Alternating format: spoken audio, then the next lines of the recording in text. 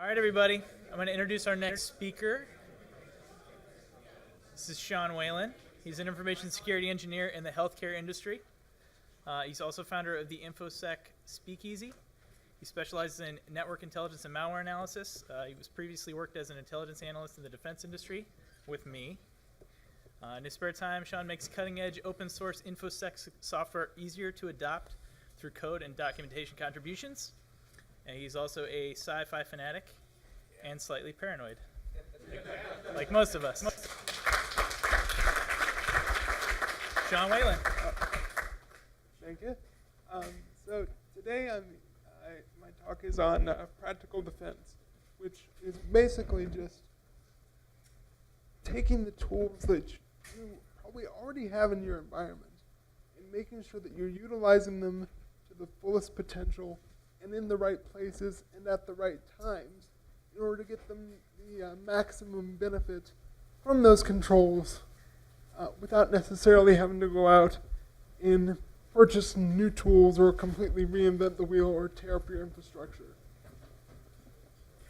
So just my standard disclaimer, the opinions and views in this talk are my own and not those of my past, present, or post-apocalyptic employers. So I'm sure most people in this room are aware of how incident response typically works. You know, it's like, oh crap, we got this IDS alert.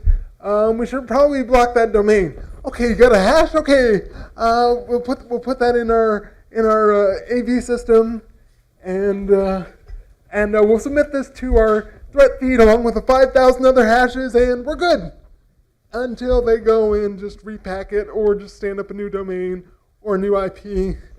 So what you gotta think about is the attacker to change the indicators that you're using. It takes them like 30 seconds. It takes an organization, depending on whether you've got automation or APIs, and a lot of organizations don't, they may have to call out to another team to put in a block or to do something. So depending on the organization, it could take, let's say, 20, 30 minutes to put in a block for an individual indicator, depending on the control, whereas if the attacker has like 30 seconds, they can spit out as many domains or hashes as they want. They can write small scripts to do that with very little effort. So not surprisingly, there's been a whole market, especially over the past few years, there's been an explosion of security startups with tons of venture capital funding that claims to solve a lot of these issues that everyone in this room sees from day to day. So you see a lot of sales pitches and a lot of promises and a lot of our tool can do all kinds of things and things like, you know, next gen AV, and in some sales presentations, certain vendors will do things like install McAfee, but then won't allow it to update and just have this ancient version of McAfee and goes, look at all the stuff that we catch that they don't. It's like, yeah, I saw what you did. And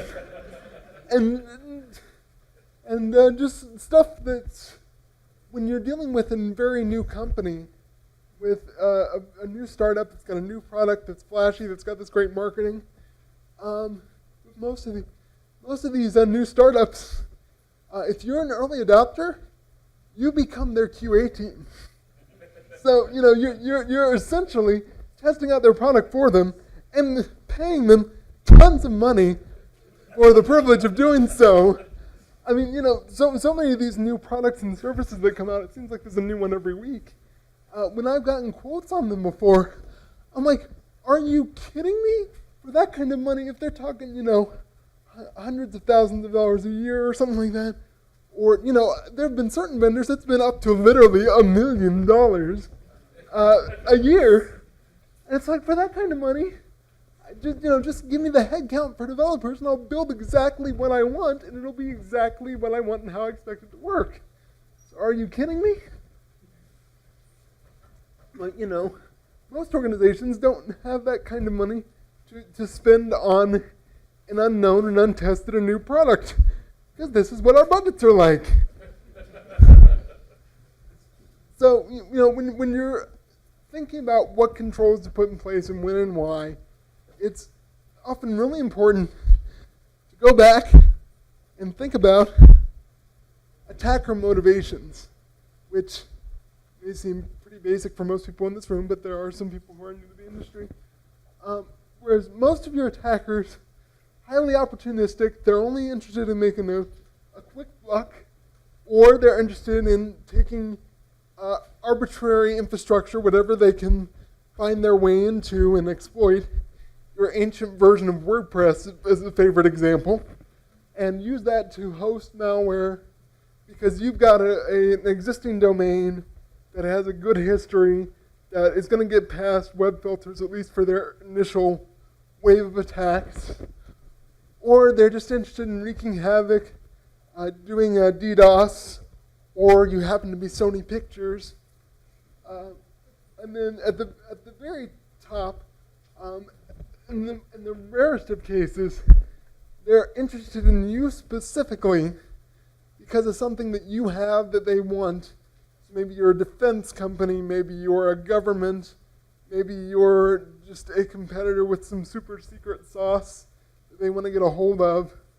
But the vast majority of attacks are just interested in making as much money with as little effort as possible.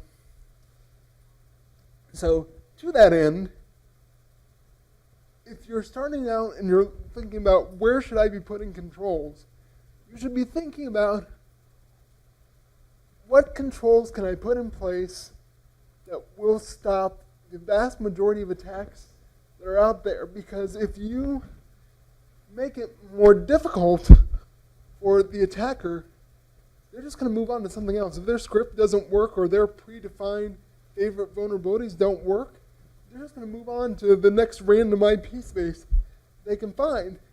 And there's a lot of effort that's focused on APT and threat hunting and finding that super secret malware that's been hiding in your system for ages. But if you can't properly defend against opportunistic attacks, and you're spending your time chasing down, pony infections, for example, or even just the adware crap that people install because somebody thought it would be a great idea to put a free coupon printer on their work asset. If those are the kinds of alerts that you're chasing down all the time, you're not going to have the bandwidth to do threat hunting and do APT and all this stuff that tends to get a lot of the focus in marketing and media attention.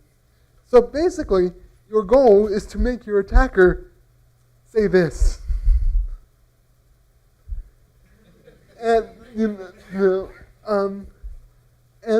of course, the one exception to that is legitimate APT groups who are interested in you because you are you, because they have something you want, or that they want, or you have access to another entity that maybe you're the weaker link there than their final target. So those folks are not going to give up easily. So it's even more important to spend your time, money, and other resources prudently. To give a non-cybersecurity analogy, cameras, seismic sensors, and AI to detect those things would work a lot better than a 30-foot border wall, because the very first thing that people are going to do is tunnel underneath them. And APT works almost the exact same way. You got this really nice, expensive next-gen firewall, but they're just going to find ways to pivot out over DNS or something like that. So focus on what makes the most sense versus what's flashy, because then you could find yourself, if you focus on what's flashy, what's new, what's expensive, you could end up in a situation like this. Yes, that is a real headline. Some U.S. ally used a multi-million-dollar Patriot missile to shoot down a frickin' drone. And that's because terrorist organizations have turned to using drones as kind of not only flying surveillance, but aerial bombs. But, okay, if I'm a terrorist or whoever, or somebody who's using that kind of delivery mechanism, if I'm thinking, oh, I can make these guys waste millions of dollars in their resources, and all I have to spend is a couple $100 per drone, and maybe even less than that if I get the cheap stuff. Awesome, you know? So there's a monetary value to being prudent that I think your management can really understand when you're trying to pitch certain controls versus the new shiny, because sometimes new shiny is easier to pitch to management because it's got that nice glossy marketing material, but being able to pitch cost savings by tuning existing controls and doing that stuff, it can also speak to management well through cost savings. I'm going to get to how you can do that later in this talk.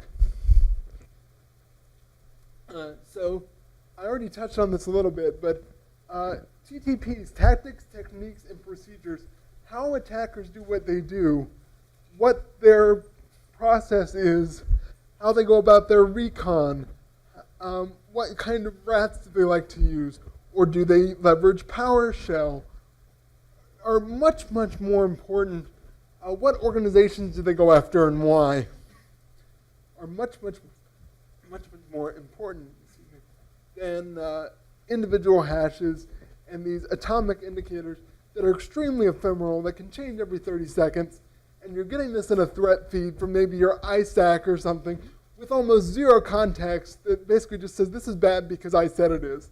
And sometimes you don't even know who said it was bad. And you're like, okay, great, what do I do with this alert now? Whereas if I know, for example, that an attacker likes to leverage PowerShell, I might start making sure that I turn on PowerShell logging, that I have an endpoint recording application, or that I leverage the PowerShell restricted mode that prevents PowerShell from being used in things like code injections and stuff like that.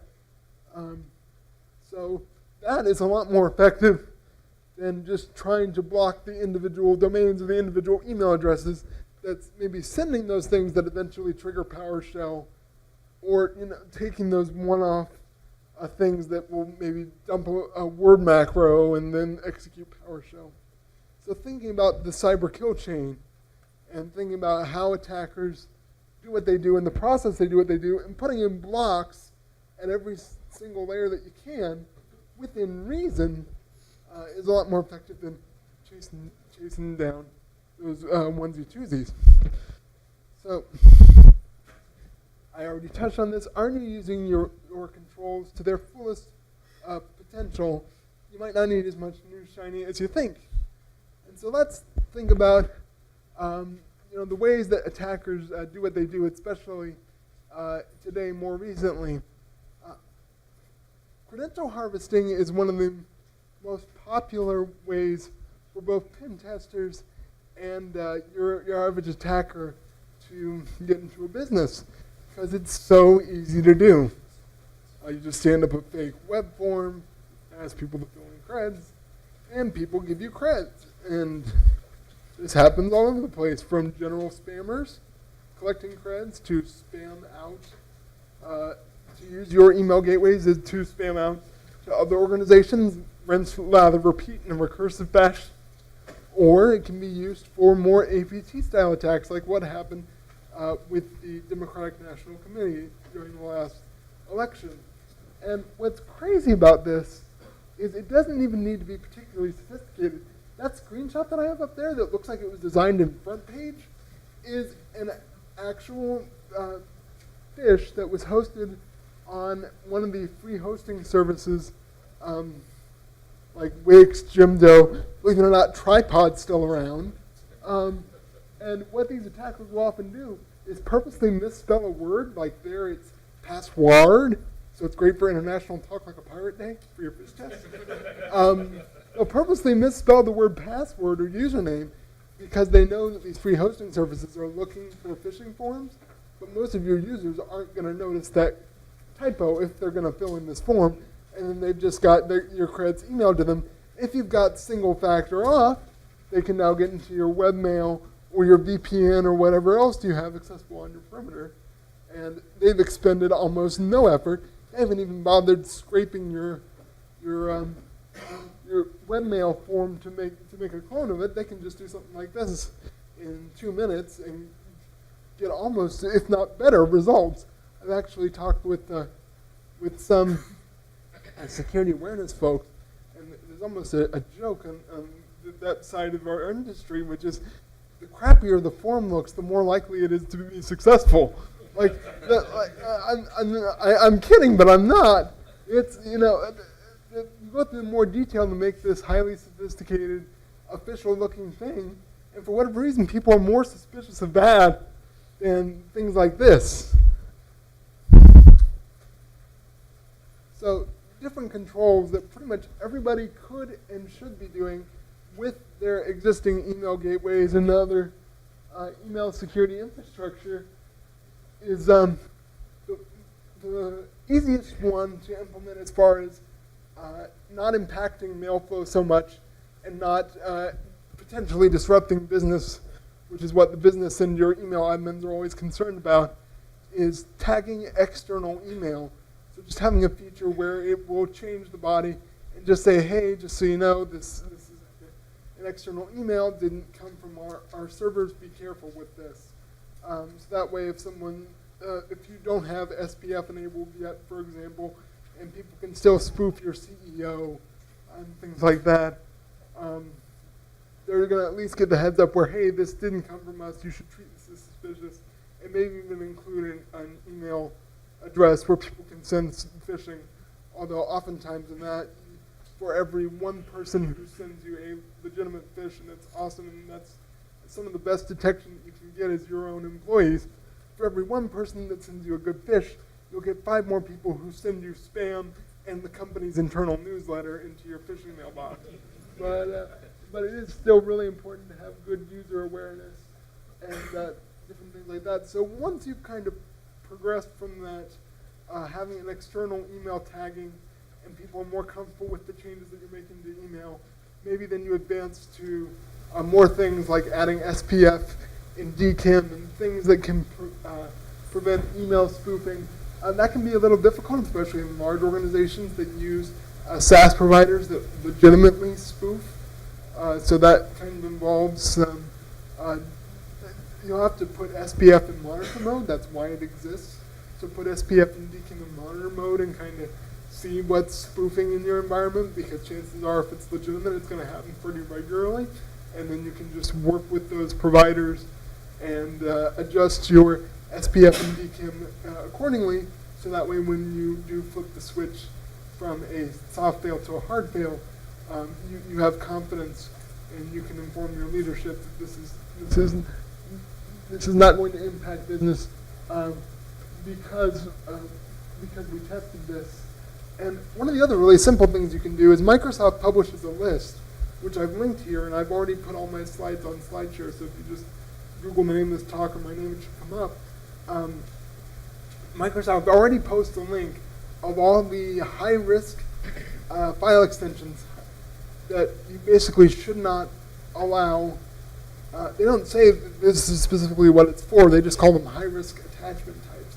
But these are things that you should not allow in your email environment. There is no legitimate business reason that somebody should be receiving a .str screensaver file in their email, so why the heck are you processing it through your gateway at all? You know, that just reduces load on your gateway too. So you're not even virus scanning and stuff as much, you're just dropping that right out of the gate. So those are the main email controls.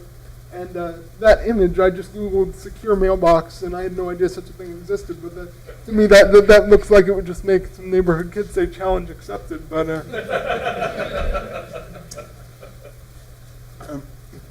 moving on from email to your firewalls and your perimeter, again, picking on next generation firewalls a little bit here. Those are great for identifying things like, you know, is what's coming out of port 443, really HTTPS. But if you've got this fancy next generation firewall and you allow traffic out of any arbitrary port, or you have any arbitrary connection, SSH tunneling, things like that, having a fancy web proxy isn't going to do you much good. Basic InfoSec practice, but a lot of organizations don't follow it, where the only things that should be able to talk out from your network are the services that you host on the DMZ that are legit services people access. So your websites, your email gateways, and then of course your browsing proxies going out. Those should be the only things that should be able to communicate from your network and on those specific ports with the matching protocols, because next generation firewalls can do that. Otherwise, your next generation firewall isn't providing you with real security. It's more of a security theater. An analogy that I came up with is, can you imagine if an automobile manufacturer came up in court and said, well, airbags were installed, they were just only configured to deploy in the event of a head-on collision? How well that would go over in court. That's the same thing where if it would have been on our blacklist, we would have blocked it, or if our proxy would have considered it suspicious, we would have blocked it, or if they didn't go off to some arbitrary port or do an SSH tunnel, we would have blocked it. If you have the capability and it's not going to impact business, which it really shouldn't, use it. And then also, make sure you're using multi-factor authentication, because like I said earlier, it's just way too easy to collect credentials, and then they have access to everything that you grant your users access to on the perimeter, whether that's webmail or something else. And you might think big deal, or your management might think big deal, if as long as they don't have access to particularly sensitive information. Who cares? Well, even if the attacker isn't interested in spamming you, isn't interested in spying on you, even if they're just using your gateways as just a scripted spam engine, they don't even care who they pwned or why, that looks bad for your business, because you're sending spam or phishing email out, and that's coming from your domain. So even if they're not targeting your customers directly, if you've got a large enough customer base, there's a chance that one of your customers might see, oh crap, Acme Co. has been pwned. And that just doesn't look good, not only from just a PR perspective, it's definitely not good from an InfoSec perspective, but that's just another thing that you can raise with your management if you need to have that conversation as to why you're making these suggestions of doing the things you're doing. Because I know in my job as a defender, if I see like a university or a hospital or a school or some other organization that's really large and has single factor webmail and is a prime target for these kinds of spammers, I'll just send out a quick FYI to whoever their abuse email is, or I'll track down the abuse for that IP address of the mail server or something. Just say, hey, FYI, are you aware that this email account's been compromised? You probably need to change those credentials. And that's just my way of trying to just help out. But maybe for a K-12 school, it's not a big deal. If you're a Fortune 500, that's a really big deal if that happens to be one of your clients. So then AV's not dead. I already touched on that next generation AV a little bit, but with most of your major AV vendors, they've got features that are actually pretty nice and do a pretty good job. Of course, AV is not going to catch everything, but again, you make the most of what you have, and your AV is not really meant to catch this super crafty APT style spear phishing. If it's already to the point where they're trying to execute code on your asset, I think you've got bigger problems. but they're also really good at detecting that commodity malware.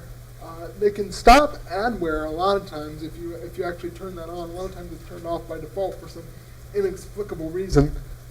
But that can, if you turn those kinds of heuristics and protections on and prevent people from getting that crap adware in the first place, not only is that going to make your employees' lives easier, the business more efficient because people are dealing with ad pop-ups all the time, that's going to decrease your noise so you can focus on more serious alerts. And from a business perspective, it's also going to decrease the number of re-images that you need because somebody got pony on their system or they've just got umpteen million adware things and it's like, oh God, just kill it with fire. So that having that reduced re-image can also reduce business costs as well. And some other controls that that you may or may not be aware of is the Center for Internet Security takes different security benchmark standards, like what NIST comes up with and like what NIST comes up with their STIGs, and then kind of turns them into more of a general security benchmark and baseline for people to use. The baselines themselves are free, and you can get the PDFs right on their website. I linked directly to it. They do charge for a tool that will scan those and will kind of validate that your systems match these standards. But as far as all the information that you need to be able to build and deploy GPOs or your images, that's all in the PDF, and that's free to use. Reducing admin rights is another one that's kind of obvious but can be a little difficult in practice because there's so many legacy applications that just assume that people are local admins if this application is going to run as local admin. And at least one product that I'm aware of that helps manage it, there are probably some others, is the Defend Point, which you can set policies and say these particular users are allowed to execute these applications, and when they do so, these applications are going to have elevated privileges, but the users themselves do not. So only these specific legacy applications have administrative rights in that way. If malware does get on the system or they're installing crap, at least it's theoretically only going to affect their user profile instead of allowing someone to start stealing session tokens and then pivoting else on your network and wreaking havoc. EDR, having your endpoint data recording in place is absolutely critical. It's really, really nice just to be able to have that repository where all of your agents are sending logs to, and I can just query instead of having to do a sweep and hope to God that the endpoint that I'm looking for is online. I can do a sweep with like a Splunk query or something like that and figure out whether this particular application is installed, whether this particular indicator exists, and then of course I can get alerts when these systems detect something funny like a PowerShell base64 command runs and things like that that your traditional AV might not pick up on. I can get alerts through that way. And Carbon Black is probably one of the most well-known ones. Been around for possibly the longest. CrowdStrike is something I'm pretty familiar with. I like the amount of data that it collects and the fact that it's got a Splunk-based portal in the cloud. So if you're familiar with Splunk from doing your SIM work or your little log querying, those skills translate over very easily.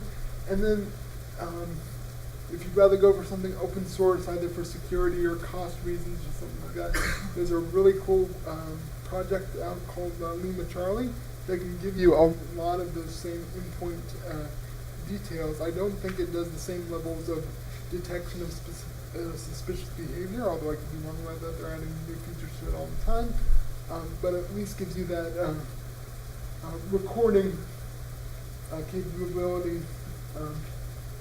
Pretty low cost. You're just standing up the infrastructure either somewhere in the cloud or in your data center.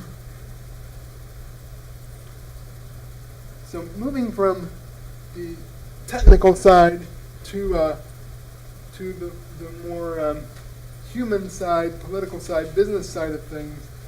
I often think that in a lot of businesses and a lot of organizations, this is what people think we do.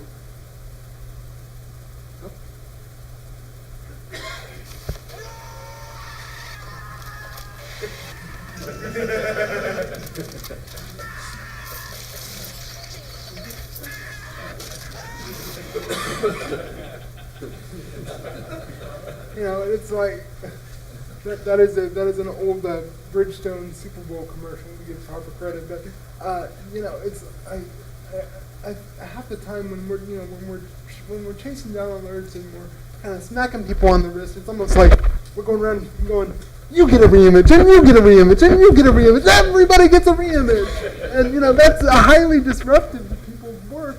And they're, oh crap, it's the security guy. What did I do wrong this time? Or, you know, the business has got this great new idea. You know, we're just going to throw everything up in AWS and it's super secure out of the box, right? It's the cloud. And it's like, whoa, slow down there a bit. You know, we in certain organizations, and sometimes not undeservedly, we get this reputation of the people who say no or the people who take your computer from you and end up just ruining your day or your week.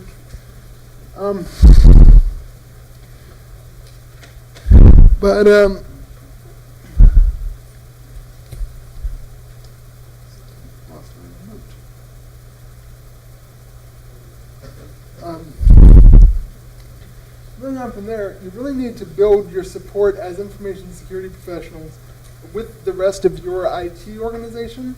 You need to build those bridges, build that understanding, and kind of communicate that when security works well, it should make their jobs easier. You need to test the hell out of things before you go deploying them, because that can tarnish IT's reputation in general with your teams, and then IT's more resistant to different requests that you have in the future, and understandably, because you know, as security professionals, we're not the ones getting directly yelled at by your end users, by whether it be a random employee or some VP or above or something. They're going to be calling the help desk and then their management and saying, what the hell, and then the help desk finds out that it's this new security control that you put in place, and that's just going to put a rift between you and the IT department, where you need to have a really good understanding, your kind of pulse on what they're doing and what their plans are and how the deployment is planned from the get-go, so that way instead of saying, no, or oh my God, why did you do that? You can say, okay, well I hear you want to do this, or you want to migrate to Office 365. Well, since we're doing that anyway, can we make sure that when we do that, that the multi-factor authentication that comes with that is turned on? I mean, that's a win-win because IT is getting their reduced infrastructure with Office 365, and you're getting improved security because now if somebody does that credential phishing with password, you're not they're not logging into your webmail anymore, and that reduces the amount of emergency password resets that you have to do, which in turn reduces the amount of help desk calls of people. Why can't I get into my account? Oh, it's because security reset your credentials. Well, why'd they do that? Oh, I don't know why they would have done that. And so it really helps out everybody across the business when security works well. But you've got to communicate that message and kind of build those bridges and those relationships with people across both IT and the business side of things in a way that makes sense for everybody. And a key part of that, of course, is documenting everything.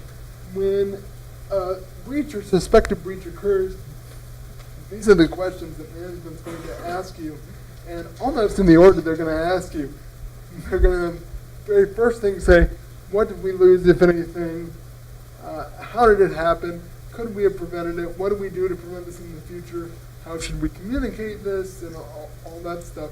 So it really is a good practice to just get in the practice of documenting as much as possible, because that can help you figure out, okay, here's what controls that have been put in place to prevent this, or even if something did get prevented, you're like, whew, that was a close one, we only missed this because we have, one of our solutions happened to have a signature for this particular variant, but we should have stopped them further up the kill chain here. Make note of that, and that gives you good ammunition for why you want to make these adjustments to your controls in the first place, because you have historical data of actual events. Even if they're blocked by something else, you can say, well, that was only blocked because in this very specific instance, X happened, which will probably not happen again. So we need to also implement this other control, which can help you prevent whole classes of attacks, like email spoofing, credential harvesting, and stuff like that. So going after the things that can affect entire classes of attacks versus just one particular threat actor's infrastructure or something like that.